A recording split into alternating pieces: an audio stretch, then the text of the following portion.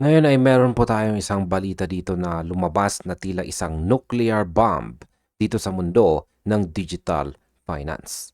Sabi po rito ay pundit to XRP holders. If Ripple makes this happen, it's not bullish, it's game over.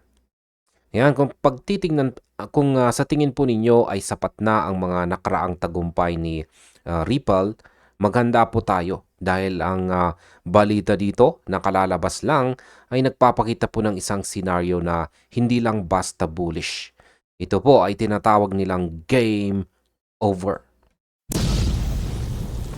Ayon po sa mga usap-usapan at sa pahayag po ni Rep. Hugh Blackwell, may mga bulong-bulungan na ang Ripple ay nakahandang maglabas ng dambuhalang $11 billion para makuha o i-acquire ang Circle, ang issuer ng pangalawa sa pinakamalaking stablecoin sa mundo, ang USDC.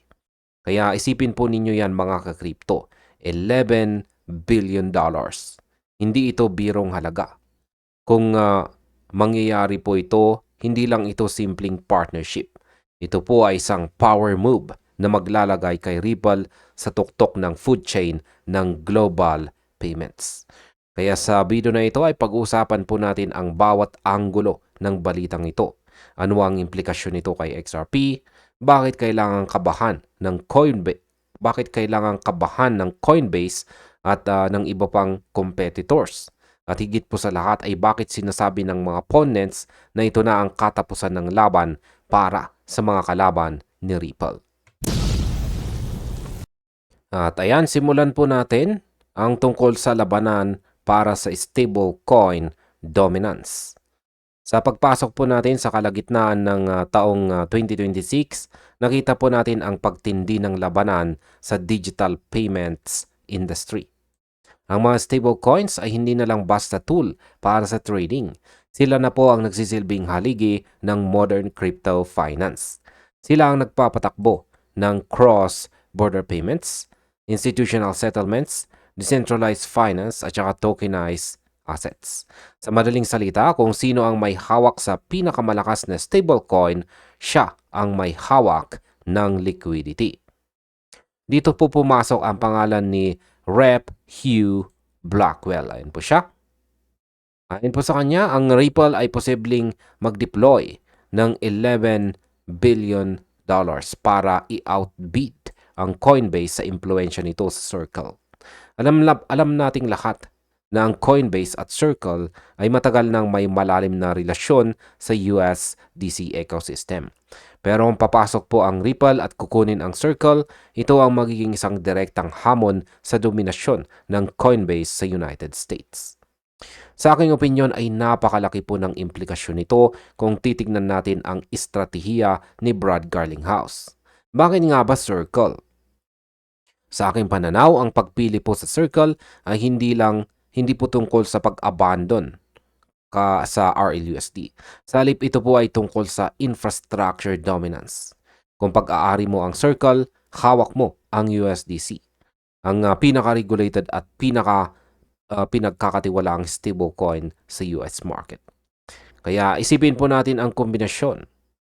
Ang technology po ng Ripple, yung bilis at mura ng XRP Ledger na isasama po sa liquidity ng USDC.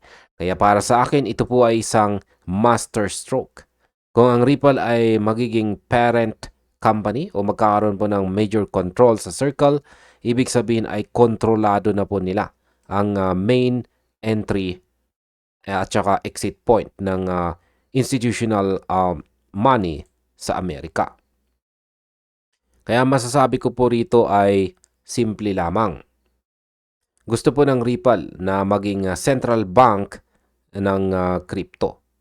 Hindi na lang sila basta technology provider. Gusto po nilang sila na ang magiging infrastructure mismo. Ang $11 billion na investment na ito, kung totoo ay patunay na ang Ripple ay hindi na naglalaro sa startup level. Sila po ay naglalaro na sa state level finance.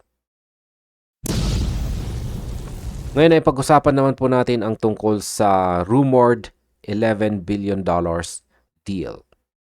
Ayan, ang halagang $11 billion ay sapat na para mapalingon ang bawat regulator sa Washington. Ayon po sa balitan natin dito, ang espekulasyong ito ay nagmula sa posibilidad na gustong siguraduhin po ng Ripple na sila ang may hawak ng pinakamalagang pillar ng crypto liquidity. Ang USDC ay gagamit po sa halos lahat ng aspeto ng DeFi, institutional trading, at blockchain-based payments. Yan.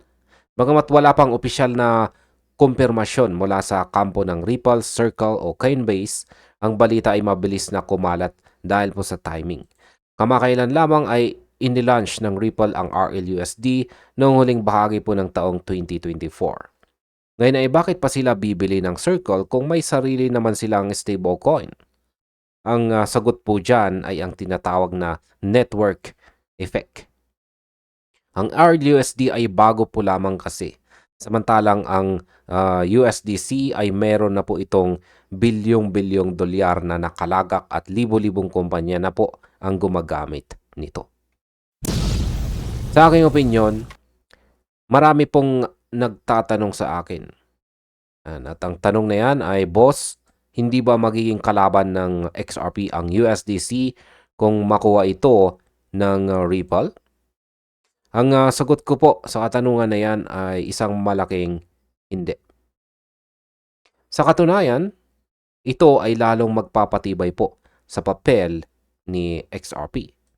Sa XRP ay nagsisilbi po itong bridge asset, habang ang USDC ang magsisilbing liquidity pool. Ang opinion ko po sa $11 billion rumor na ito ay nakabase po sa efficiency. Kung kailangang magpadala ng pera mula sa isang bansa patungo sa US, si XRP ang maglilipat nito sa bilis na 3 to 5 seconds lamang. At pagdating po sa US, pwede itong isettle agad sa USDC na pag-aari na rin ni Ripple. Ito po ay isang seamless loop.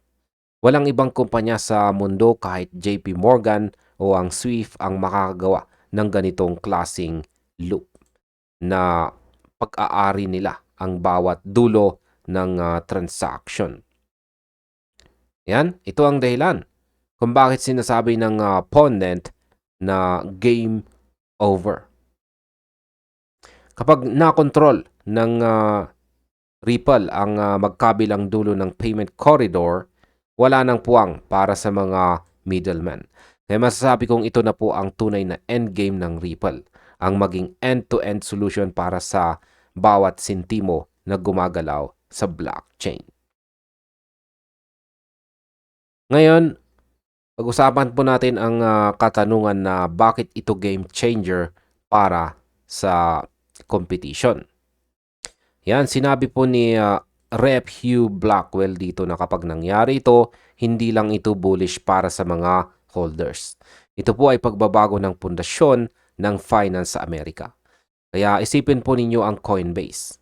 Ang Coinbase ay umaasa po ng malaki sa USDC para sa kanilang kita at liquidity. Kung biglang maging Ripple-owned ang Circle, ang Coinbase ay mapipilitang makipagnegosasyon sa kanilang pinakamalaking karibal para sa kanilang sariling operasyon. Gayon din ang sitwasyon sa mga traditional banks. Ang SWIFT ay gumagamit pa rin ng lumang sistema na inaabot ng ilang araw. Ang Ripple, gamit po ang USDC network, ay makakapag-settle po ng bilyong-bilyong dolyar sa loob lang ng ilang segundo ng may full regulatory compliance. Ito po ang dahilan kung bakit ang mga competitors ay kinakabahan. Hindi ka pwedeng lumawan sa isang kumpanya na may hawak ng teknolohiya at may hawak din ng pera. Sa aking opinion ay dito natin makita ang big picture o malaking larawan. Ang laban na ito ay hindi na tungkol sa kung aling coin ang mabilis. Ang laban na ito ay tungkol sa regulation and trust. Ang Circle ay kilala bilang good boy ng stablecoin sa mata ng US government. Ang Ripple naman ay kakatapos lang sa senaryong ito ng taong 2026. Yan, katatapos lang na linisin ang kanilang pangalan at patunayan ang kanilang utility. Ang masasabi ko po sa game over statement na yan ay kapag pinagsama mo ang legal na panalo ng Ripple at ang legal na status ng USDC, nakabuo ka ng isang financial fortress. Walang regulator ang makakabigil po sa isang sistemang sumusunod sa lahat ng batas habang nagbibigay ng 100% efficiency. Para sa mga kalaban, paano ka lalaban sa isang sistema na mas mura, mas mabilis at mas legal kaysa sa iyo? Ito ang dahilan kung bakit para sa akin ang $11 billion acquisition na ito kung matutuloy ay ang huling pako sa kabaong ng traditional cross-border banking. Ang Ripple ay hindi na lang magiging bahagi ng sistema. Sila na ang magiging sistema. Ayan, pag-usapan naman po natin ang realidad laban sa speculation. Sa kabila ng sobrang excitement, kailangan din natin na maging grounded. Wala pang verified reports. Yan, no verified reports ng isang formal $11 billion offer. Sa ngayon, ito po ay nananatiling spekulasyon base sa mga pahayag ng mga taong malapit sa industriya gaya po ni Blackwell dito. Marami na ring mga observers ang nagsasabi na ang ganitong kalaking transaction ay dadaan muna sa butas ng karayom pagdating sa regulatory scrutiny. Ang US Department of Justice at ang SEC ay siguradong hihimayin ang bawat detalye po nito dahil po sa takot na magkaroon ng monopoly ang Ripple sa stablecoin market. Gayunpaman, ang pag-uusap na ito ay sumasalamin sa direksyon ng market ngayong taong 2026. Ang mga stablecoins ay naging essential infrastructure. Hindi na ito tungkol sa speculation lamang, kundi tungkol sa tunay na paggamit ng mga digital assets sa araw-araw na buhay. Sa aking opinyon, kahit na sabihin natin na hindi po matuloy ang eksaktong pagbili sa Circle, ang katotohanang lumalabas ang ganitong balita ay nagpapakita ng isang bagay. Ang Ripple ay may deep pockets. Ang pagkakaroon po ng kakayahan na pag-usapan ang isang $11 billion deal ay nagpapatunay na ang Ripple ay isa po sa pinakamayayamang kumpanya sa tech sector. Kaya ang masasabi ko sa mga skeptics ay simple lamang. Tumingin po tayo sa history. Noong una, sinabi po nilang hindi tatalunin ng Ripple ang SEC, pero tinalo po nila. Sinabi nilang walang bangko ang gagamit kay XRP, pero ngayon, libo-libo na ang partners. Kaya ang balitang ito tungkol sa Circle ay maaring smoke pa lang ngayon. Pero sa crypto, kung nasaan ang usok, madalas ay may apoy. Kaya masasabi ko po sa atin bilang mga holders ay huwag po tayong mainip. Ang katotohanan na ang Ripple ay nakikipagsabayan na sa mga usaping ganito ay sapat ng dahilan para manatiling kampante sa ating posisyon. Ang game over scenario ay hindi para sa atin, kundi para sa mga taong hindi naniniwala sa vision ng Ripple noon pa man. Ngayon ay pag-usapan po natin ang vision ni Brad Garlinghouse para sa taong ito, 2026. Kung titignan po natin ang mga huling interview ni Brad Garlinghouse, lagi po niyang binabanggit ang Internet of Value. Ang layunin niya ay magkaroon po ng mundo kung saan ang pera ay gumagalaw gaya ng impormasyon sa email. Ang acquisition po ng Circle ay ang nawawalang piraso sa puzzle na ito. Ang XRP ay ang engine, ang RippleNet ay ang trucks, at ang USDC at saka RLUSD ang cargo. Kapag nasa iyo ang tatlong ito, hawak mo ang buong supply chain ng digital finance. Sinasabi rin po sa balita na ito na ang Ripple ay patuloy na nagpapalawak ng kanilang mga payment corridors sa buong mundo. Mula po sa Asia, dito sa Asia, hanggang Europe. At ngayon ay ang matinding focus naman ay sa United States. Ang USDC ecosystem ang magbibigay po sa kanila ng susi para mabuksan ang pinto ng bawat American household at saka business. Sa aking opinyon, naniniwala ako na ang Ripple ay naghahanda para sa isang super app o isang institutional dashboard kung saan ang lahat ng klase ng assets mula ginto, real estate hanggang sa fiat currencies ay maitotokenize at maililipat po gamit ang kanilang network. Ang Circle acquisition ay magbibigay po sa kanila ng instant credibility sa mga traditional investors na natatakot pa ring pumasok sa crypto. Kaya masasabi ko po rito ay tungkol sa identity. Kung makuha po ng Ripple ang Circle, mawawala na po ang stigma na sila ay isang crypto company lamang. Sila ay magiging isang global financial institution. Kaya para po sa atin bilang mga XRP holders, ang ibig sabihin nito ay higit na utilization. Sa bawat USDC na dadaan po sa Ripple infrastructure, may malaking chance na sa XRP ang gagamitin sa back-end para sa liquidity balancing. Ito po ang hidden catalyst na hindi po nakikita ng karamihan. Ang tagumpay ng USDC sa ilalim po ng Ripple ay may direktang tagumpay kay XRP. Masasabi kong maghanda po tayo sa isang paradigm shift. Ang susunod na phase ng adoption ay hindi na tungkol sa hype, kundi tungkol sa kung aling network ang pinaka-kapaki-pakinabang. At sa puntong ito, mukhang si Ripple ang may hawak ng alas. At ayan sa kabuuan ng ating usapan po o balita dito ay ang kailangan po nating tandaan ay isa po itong malinaw na hudyat na ang Ripple ay hindi na tumitigil sa pag-expand.